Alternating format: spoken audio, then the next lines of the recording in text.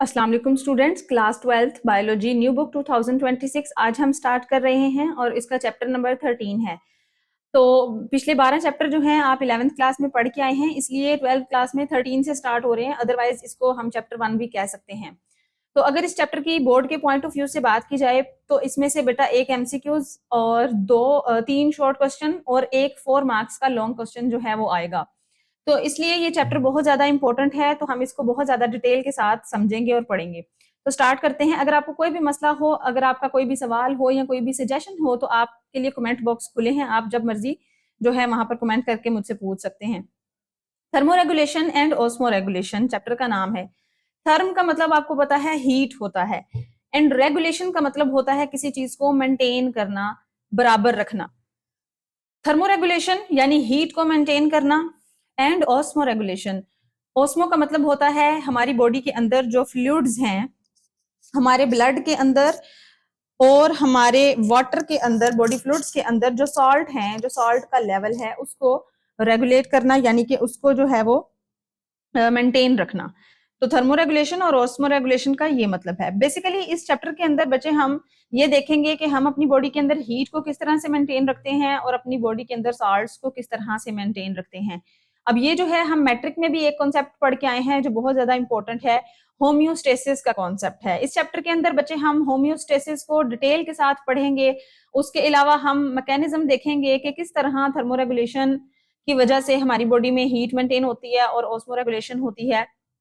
उसके अलावा हम मेंटेनिंग होम्योस्टेसिस को मेंटेन करने की इंपॉर्टेंस भी देखेंगे कि वो हमारी हेल्थ के लिए और हमारे जिंदा रहने के लिए यानी सर्वाइवल के लिए क्यों जरूरी है। तो चलिए स्टार्ट करते हैं। होम्योस्टेसिस, होम्यो का मतलब आपको पता है सेम होता है और स्टेसिस का मतलब आपको पता है स्टेबल होता है। स्टे मतलब के स्टेइंग यानी रहना। तो कोई भी ऐसी चीज हमारी बॉडी में जो सेम रहे उसको हम क्या कहते हैं, होम्योस्टेसिस कहते हैं। अब बेसिकली इसका कॉन्सेप्ट ये है कि हमारे इंटरनल या एक्सटर्नल इन्वायरमेंट में अगर कोई भी चेंज आता है तो हमारी बॉडी के अंदर एक सेम कंडीशन रहनी चाहिए, एक स्पेसिफिक कंडीशन रहनी चाहिए, उसको हम होम्योस्टेसिस बोलते हैं। एक मिसाल देती हूँ आपको, जैसे आपने अपने घरों में कभी देखा है कि फ्रीजर के साथ या एसी के साथ आप लोग जो है स्टेबलाइजर यूज करते हैं। वो स्टेबलाइजर किस लिए होता है कि आपके जो होम अप्लायंसेस हैं वो 220 वोल्ट के ऊपर चलते हैं। अगर 220 से ज्यादा हो गए तो वो अप्लायंसेस खराब हो जाएंगे, अगर 220 से वोल्टेज कम हो गए तो भी अप्लायंसेस खराब हो जाएंगे। इसलिए हम क्या करते हैं, वहां पे स्टेबलाइजर लगाते हैं जो क्या करते हैं, वोल्टेज को स्टेबल करके आगे अप्लायंसेस की तरफ भेजते हैं। पीछे से चाहे इलेक्ट्रिसिटी पूरी हो या ना हो, वो उसको स्टेबलाइज करके जो है अप्लायंसेस तक भेजते हैं। बिल्कुल इसी तरह हमारी बॉडी है। अल्लाह ताला ने हमारी बॉडी को इस तरह डिजाइन किया कि उसके कुछ स्पेसिफिक पैरामीटर्स हैं। अगर वो पैरामीटर्स ज्यादा हो जाएं तो हमारी बॉडी के लिए नुकसानदेह हैं, अगर वो पैरामीटर्स कम हो जाएं तो भी हमारी बॉडी प्रॉपर फंक्शन नहीं करती। फॉर एग्जाम्पल, हमारी बॉडी का एक स्पेसिफिक ऑप्टिमम टेम्परेचर है 37 डिग्री सेल्सियस। अगर 37 डिग्री सेल्सियस से ज्यादा हो जाता है अंदर का टेम्परेचर तो हमारे लिए हमारी बॉडी जो है वो प्रॉपर फंक्शन नहीं करती। अगर 37 से कम हो जाता है तो भी हमारी बॉडी प्रॉपर फंक्शन नहीं करती। इसी तरह से हमारी बॉडी के अंदर ब्लड प्रेशर का एक स्पेसिफिक अमाउंट है कि 120/80 जो है हमारा ब्लड प्रेशर होता है। अगर उससे ज्यादा हो जाए तो भी मसला है, कम हो जाए तो भी मसला है। हमारी हार्ट बीट एक नॉर्मल पॉइंट पे होती है। तो हमारे बॉडी के अंदर ना इस तरह से कुछ सेट पॉइंट्स होते हैं, कुछ पैरामीटर्स होते हैं कि जिन्होंने हर सूरत में मेंटेन रहना होता है। अब चेंज तो आपको पता है एनवायरमेंट में आता ही आता है, लेकिन उसको मेंटेन कौन करता है, हमारी बॉडी में फिर अल्लाह ताला ने एक स्टेबलाइजर बनाया है, एक सिस्टम बनाया है, जिस सिस्टम को हम होम्योस्टेसिस का नाम देते हैं। बेसिकली इसी को हमने डिस्कस करना है, ये बहुत जरूरी है। देखें आप यहाँ से अंदाजा लगा लें कि ये इतना जरूरी है कि अगर होम्योस्टेसिस हमारी बॉडी में नहीं होगी तो हम जिंदा नहीं रह पाएंगे। मिसाल के तौर पर अगर एक लॉन्ग टर्म तक जो है हमारी बॉडी का टेम्परेचर 37 से ऊपर रहता है तो हम उसको क्या कहते हैं कि हमें बुखार हो गया, और अगर ज्यादा देर तक हमें बुखार रहने लगे तो हम जो है वो सडनली हमारी डेथ भी हो सकती है। हम प्रॉपरली ग्रो नहीं करेंगे, हमें प्रॉपर एनर्जी नहीं मिलेगी, हम वर्क नहीं कर सकेंगे। तो इसके सारे बहुत से मसले मसाइल हैं कि क्योंकि हमारी बॉडी का जो स्टेबल है इंटरनल इन्वायरमेंट, वो स्टेबल रहना बहुत जरूरी है, चाहे एक्सटर्नल इन्वायरमेंट में कोई भी चेंजेस हो। तो उसके लिए होम्योस्टेसिस को हम जो है वो स्टडी करते हैं। होम्योस्टेसिस का जो मैकेनिज्म है बेटा, जो एक अमल है, एक प्रोसेस है, वो बहुत सारे ऑर्गन से, बहुत सारे एलिमेंट से मिलके होता है, बहुत सारी चीजें जो हैं उसको करवाती हैं। मिलके उसको परफॉर्म करवाती हैं। इंपॉर्टेंट प्रोसेसेस जो हैं वो होम्योस्टेसिस के थर्मोरेगुलेशन है। थर्मोरेगुलेशन में हम टेम्परेचर को मेंटेन करते हैं, ऑस्मोरेगुलेशन में हम अपनी बॉडी के सॉल्ट्स को मेंटेन करते हैं, और एक्सक्रीशन है, एक्सक्रीशन के अंदर हम अपनी बॉडी के वेस्ट मटेरियल्स को जो है वो मेंटेन करते हैं। अब यहाँ पर हम आगे इसका बेसिक मैकेनिज्म देख लेते हैं, होम्योस्टेसिस का क्या प्रोसेस होता है। बच्चे, जो होम्योस्टेसिस है उसका मैकेनिज्म जो है 3 एलिमेंट्स के ऊपर कंसिस्ट करता है। 3 एलिमेंट्स हैं। सबसे पहला है रिसेप्टर्स, उसके बाद है कंट्रोल सेंटर एंड उसके बाद है इफेक्टर्स। रिसेप्टर्स तो जैसे आप लोगों को पता है कि नाम से ही जाहिर है, रिसेप्टर में क्या होगा, ये कोई ना कोई चीज जो है रिसीव करेंगे, सेंस करेंगे, समझेंगे उसको, ठीक है, डिटेक्ट करेंगे। तो बेसिकली आपको यहाँ पर मैं एक फ्लो चार्ट जो है दिखा देती हूँ, आपको अच्छे से समझ आ जाएगी। बेटा ये 3 एलिमेंट्स होते हैं हमारी बॉडी के, receptors, control centre and effectors. क्या होता है कि जब कोई भी इंटरनल कंडीशन या एक्सटर्नल कंडीशन में चेंज आ रहा है हमारी बॉडी में, तो वो क्या करेंगे, रिसेप्टर्स जो हैं उनको फौरन डिटेक्ट कर लेंगे, यानी रिसेप्टर्स को फौरन से पता चल जाता है कि बॉडी में कोई चीज जो है वो ऊपर नीचे है या कोई गड़बड़ हो रही है। फिर वो क्या करते हैं, फौरन से कंट्रोल सेंटर को मैसेज भेजते हैं कि भाई ये चीज हमारी बॉडी में नॉर्मल नहीं है, इसको नॉर्मल करो।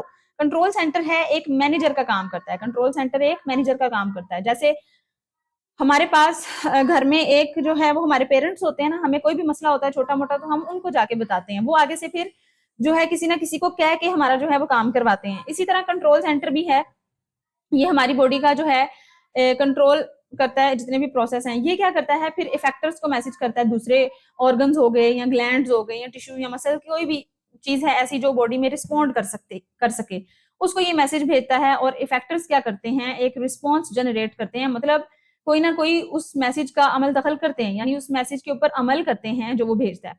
और इसके नतीजे में क्या होता है, हमारी जो कंडीशन है बॉडी की वो नॉर्मल हो जाती है, और जो है हमारी बॉडी के अंदर एक स्टेबल इन्वायरमेंट जो है वो सेम स्टेबल रहता है, इन्वायरमेंट स्टे करता है, जिसको हम होम्योस्टेसिस बोलते हैं। इन 3 चीजों के ऊपर डिपेंड कर रहा है, ठीक है। ये इसका बेसिक सा मैकेनिज्म है। अब हम आगे जो है इसको बुक से रीड कर लेते हैं, वो क्या कहता है। कहता है जो रिसेप्टर्स है ना हमारी बॉडी में, रिसेप्टर्स और सेंसर्स आर स्पेशलाइज्ड स्ट्रक्चर्स हैं। ये कुछ ऐसे स्ट्रक्चर्स हैं कि इसको हम इसके अंदर ऑर्गन्स को भी डिस्कस करते हैं, टिश्यूज भी रिसेप्टर्स का काम करते हैं और सेल्स भी रिसेप्टर का काम करते हैं। ऑर्गन्स, टिश्यूज एंड सेल्स जो हैं ये रिसेप्टर का काम करते हैं। That detect changes in internal और एक्सटर्नल एनवायरनमेंट, हमारी बॉडी में अंदर या बाहर कोई भी चेंज हो तो ये इनको फौरन पता चल जाता है, और ये क्या करते हैं, ट्रांसमिट करते हैं इन्फॉर्मेशन को, जो इन्फॉर्मेशन इनको मिली होती है ये उसको कंट्रोल सेंटर को भेज देते हैं, ठीक है। ये कंट्रोल सेंटर को मैसेज भेज देंगे। यहाँ पर एमसीक्यूज भी ये पूछा जा सकता है कि रिसेप्टर्स क्या काम करते हैं, तो आपने बताना है कि ये इन्फॉर्मेशन को जो है वो कंट्रोल सेंटर तक भेजते हैं और डिटेक्ट भी करते हैं। फॉर एग्जाम्पल यहाँ पर देखें, रिसेप्टर्स के cells present in skin can detect changes in temperature. कहता है कि जो हमारे रिसेप्टर सेल्स हैं स्किन के अंदर, वो हमारी टेम्परेचर को मेंटेन कर लेते हैं। मिसाल के तौर पे जब हमें सर्दी लग रही होती है तो हमें पता चल जाता है ना कि हमें सर्दी लग रही है, तो हमारी बॉडी क्या करती है, कांपना शुरू कर देती है, शिवरिंग स्टार्ट कर देती है। शिवरिंग के नतीजे में क्या होता है, जब हमारी बॉडी तेजी से मूव कर रही होती है तो वहां पे एनर्जी के मॉलिक्यूल्स बनना शुरू हो जाते हैं, और हमें क्या होती है, हमारी ठंड जो है वो थोड़ी कम हो जाती है। इस तरह हम सर्दी को बर्दाश्त कर लेते हैं। इसी तरह जो हमारी ब्लड वेसल के अंदर रिसेप्टर्स हैं वो हमारे ब्लड प्रेशर को डिटेक्ट कर लेते हैं, ब्लड प्रेशर कम हो या ज्यादा हो उनको पता चल जाता है और वो कंट्रोल सेंटर को बता देते हैं, ठीक है। तो रिसेप्टर्स का क्या काम है, रिसेप्टर के 2 काम है, एक तो वो मैसेज को चेंज को जो है वो डिटेक्ट करता है, उसको पता चल जाता है। दूसरा काम वो क्या करता है कि मैसेज भेज देता है, इंफॉर्मेशन कंट्रोल सेंटर के पास भेज देता है। अब जब मैसेज कंट्रोल सेंटर के पास चला गया तो अब कंट्रोल सेंटर क्या काम करेगा। कंट्रोल सेंटर जो है एक मैनेजर है, वो क्या करता है, सबसे पहले उस इंफॉर्मेशन को रिसीव करता है, उसको पता चलता है कि अच्छा बॉडी में जो है ये मसला हो रहा है। रिसेप्टर्स जब उसको बताते हैं तो वो उस इंफॉर्मेशन को प्रोसेस करता है, यानी एनालाइज करता है कि ये बेसिकली हुआ क्यों है या किस वजह से हुआ है। जब उसको ये पता चल जाता है तो वो एक खास किस्म का मैसेज, स्पेसिफिक मैसेज जो है वो इफेक्टर्स को भेज देता है। इफेक्टर्स हमारी बॉडी में ऑर्गन्स भी हो सकते हैं, कुछ ग्लैंड्स भी हो सकते हैं, मसल्स भी हो सकते हैं। वो फिर क्या करते हैं, उसके नतीजे में कोई ना कोई रिस्पॉन्स जनरेट करते हैं। तो ये इफेक्टर्स को मैसेज भेजता है, और वो जो मैसेज है वो इंश्योर करता है। इंश्योर का मतलब है कि वो यकीनी बनाता है कि जो हमारा इंटरनल एनवायरनमेंट है वो एक नैरो रेंज के अंदर रहना चाहिए ऑफ द सेट पॉइंट्स। अब ये सेट पॉइंट्स क्या है, with in a narrow range of set points. Set points कहते हैं बेटा उन स्पेसिफिक पैरामीटर्स को जो हमारी बॉडी में ऑप्टिमम होते हैं। ऑप्टिमम का मतलब है कि ये लेवल नॉर्मल है। जैसे हमारा टेम्परेचर ऑप्टिमम क्या है, ऑप्टिमम जो हमारा टेम्परेचर है वो 37 डिग्री सेल्सियस है, ऑप्टिमम ब्लड प्रेशर भी है। इस तरह से जो नॉर्मल कंडीशंस होती हैं उनको हम सेट पॉइंट्स कहते हैं। These set points are optimal for body's function, ये हमारी बॉडी के लिए ऑप्टिमल होते हैं। ऑप्टिमल का मतलब है कि ऐसी कंडीशन जिसपे बॉडी जो है नॉर्मली फंक्शन कर सकती है, ठीक है। कंट्रोल सेंटर की एग्जांपल है brain, spinal cord and endocrine glands act as control centres in homeostasis. आपको पता है ब्रेन का काम क्या होता है, मैसेज भेजना, मैसेज को रिसीव करना, ये हम मैट्रिक में पढ़ के आए हैं। स्पाइनल कॉर्ड का भी काम यही होता है कि मैसेज को आगे भेजना, क्योंकि ब्रेन के अंदर नर्व्स होती हैं, स्पाइनल कॉर्ड के अंदर भी नर्व्स होती हैं, और हम पढ़ के आए हैं कि न्यूरॉन्स और नर्व्स का काम क्या होता है, जो नर्व इंपल्सेस होती हैं, जो मैसेजेस होते हैं, उनको ये आगे ट्रांसमिट करते हैं। किन के पास ट्रांसमिट करते हैं? इफेक्टर्स को ट्रांसमिट करते हैं, जो आगे से कोई ना कोई रिस्पॉन्स जनरेट करते हैं। अब इफेक्टर्स क्या है, इफेक्टर्स को देख लेते हैं। Effectors are the parts of the body. Effectors वो ऐसे पार्ट हैं जो मैसेज को रिसीव करने के बाद एक इंपॉर्टेंट जो है वो रिस्पॉन्स जनरेट करते हैं। मैसेज को रिसीव करते हैं कंट्रोल सेंटर से और एक रिस्पॉन्ड जनरेट करते हैं, यानी कोई भी उसकी बात मानते हैं, अमल करते हैं उस पर, जो भी वो उसको मैसेज देता है control centre. Muscles and glands are effectors. Muscle और जो ग्लैंड्स हैं वो इफेक्टर के तौर पे काम करते हैं। मसल्स क्या करते हैं? Muscle respond by contracting. Muscles contract करके रिस्पॉन्ड करेंगे। मसल्स का दो ही काम होते हैं, या कॉन्ट्रैक्ट करना या रिलैक्स करना। तो जब मसल नॉर्मल कंडीशन पे तो ये रिलैक्सिंग जो है फेज में होते हैं ना, ये कोई भी काम नहीं कर रहे होते। लेकिन जब कोई भी कंट्रोल सेंटर जो है इनको ये मैसेज भेजता है, कोई भी इनको काम कहता है, तो जाहिर है जब इन्होंने काम करना है तो फिर इन्होंने कॉन्ट्रैक्ट करना है ना, इन्होंने मूव करना है। जैसे हमने एक रिफ्लेक्स एक्शन पढ़ा था 10th क्लास के अंदर, उसमें हमने ये देखा था कि जैसे जब कभी आग लगी हो, हमें पता ना चले, तो हमारी जो स्किन है उसको डिटेक्ट करती है हीट को। जब हमारी स्किन को फौरन पता चलता है कि हीट आई है, तो वो ब्रेन को मैसेज भेजती है। ब्रेन क्या करता है, वो हमारे मसल को मैसेज भेजता है, हमारा मसल कॉन्ट्रैक्ट करता है और हम फौरन से हाथ अपना पीछे खींच लेते हैं। इस तरह क्या होता है, वो एक रिस्पॉन्स जनरेट करता है ना मसल। उसके मुकाबले में जो ग्लैंड्स हैं ये क्या काम करते हैं, कोई ना कोई सिक्रीशन करते हैं, कोई ना कोई हार्मोन रिलीज करवाते हैं, जिसकी वजह से क्या होता है, हमारी बॉडी के अंदर जो है कोई रिस्पॉन्स जनरेट होता है। In this way, the responses of effectors restore the internal environment to its set points. जब कोई ना कोई इफेक्टर जो है कोई ना कोई रिस्पॉन्स जनरेट करता है, जाहिर है उसके ऊपर अमल करता है, जो कंट्रोल सेंटर उसको बात कहता है, तो हमारी बॉडी में टेम्परेचर जो है, टेम्परेचर कह रही हूँ, कंडीशन जो है वो नॉर्मल हो जाती है। फॉर एग्जाम्पल, यहाँ पर एक एग्जाम्पल दी गई है, when the body temperature drops। जब हमारी बॉडी का टेम्परेचर ड्रॉप होता है, मिसाल के तौर पे बाहर अगर 15 डिग्री सेल्सियस है, सर्दी है बहुत ज्यादा, तो आपकी बॉडी का टेम्परेचर भी क्या होगा, ड्रॉप हो जाएगा।